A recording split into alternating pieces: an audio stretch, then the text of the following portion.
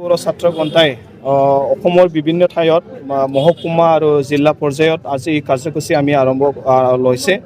তো আমি মেইন আমাৰ আজিৰ যি কাৰ্যসূচী যি ৰোড মাৰ্চৰ উদ্দেশ্যটো হ'ল আমাৰ নিখিল বড়ো ছাত্ৰ গন্থাৰ কাৰ্যকৰ্তা বা নিখিল বড়ো ছাত্ৰ গন্থাৰ সকলো সদস্য সকলক এটা মানে জাতিৰ বা আমাৰ সমাজটো আগুৱাই লৈ যাবলৈ কাৰণে এটা সজাগতা কৰিবলৈ কাৰণে আমি এইটো কৰিছোঁ। দি ষ্ট্ৰেংথেন আমাৰ অৰ্গেনাইজেশ্যনৰ যিমানখিনি বিষয়ববীয়া সেইসকলক ষ্ট্ৰেংথেন কৰিবলৈ কাৰণে আজি আমি এই কাৰ্যসূচী লৈছোঁ। লগতে আমাৰ বড'ফাৰ যি আইডিঅ'লজি দি বড়ো জাতিক বা বড়ো সমাজক এটা আগুৱাই লৈ যাবলৈ কাৰণে বা মাষ্টাৰ ৰেচ কৰাৰ যি উদ্দেশ্য আছিলে এই উদ্দেশ্যটো আমি পূৰ্ণাংগভাৱে আমি কৰিবলৈ কাৰণে আমি এই আজি গোটেই বড়ো জাতিক এৱাৰনেছ বা বড়ো জাতিৰ সজাগতাৰ কাৰণে আমি এই ৰেলীটো লৈছে। লগতে আমাৰ জাতিৰ বা আমাৰ এই সকলো ইয়াত বসবাস কৰা সকলো জাতি জনগোষ্ঠীত আমাৰ শান্তি আৰু সমন্বয়ৰে আমি আগুৱাই লৈ যাবলৈ কাৰণে আমি এই কাৰ্যসূচীটো লৈছোঁ।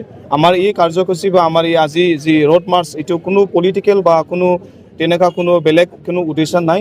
আমাৰ অৰ্গেনাইজেশ্যনটো ষ্ট্ৰেংথ কৰাৰ লগতে আমাৰ বড়ো জাতিক বা বড়ো সমাজটো যি শান্তিৰ বাবে বড়ো সমাজটো আগুৱাই লৈ যাবলৈ কাৰণে আমাৰ বড়ো সমাজটো ইউনিটি বা আমি সমন্বয়ৰে কেনেকৈ লৈ আমি আগুৱাই লৈ যাম এইটো আমি জাতিক এটা মেছেজ দিবলৈ কাৰণে আমি ইয়াত আজি এই কাৰ্যসূচী আমি লৈছোঁ।